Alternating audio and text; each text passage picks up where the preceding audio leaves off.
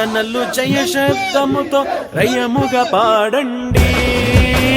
జయము కీర్తనలు జయ శబ్దముతో రయముగా పాడండి.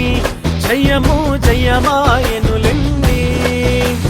జయమే క్రీస్తుని చరిత్ర ఎంతట జయమే మరణమునా కూడా జయమే నిత్యమును.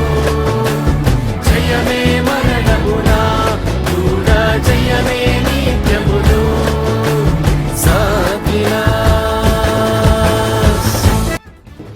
మరి పాపులను రక్షించుటకు యేసుక్రీస్తు ప్రభు వారి రాకమునకు వచ్చిన వాక్యము నమ్మదగినది, పూర్ణాంగీకారమునకు యోగ్యమైనది.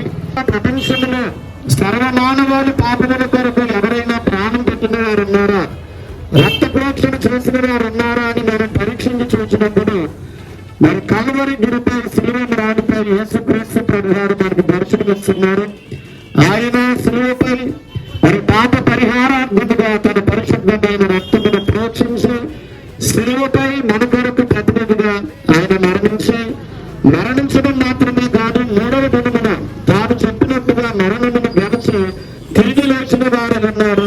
మరి పాపము నుండి విడుదల పొంది యేసుక్రీస్తు ప్రభువారు ఏర్పాటు చేసిన మనిషి మార్గంలో నడిస్తే ఇది ఏ కర్మలు అనుభవించకుండా ఉచితముగా మోక్షము చేరగలిగే గొప్ప రక్షణ యేసు ప్రభుగా ఉంది.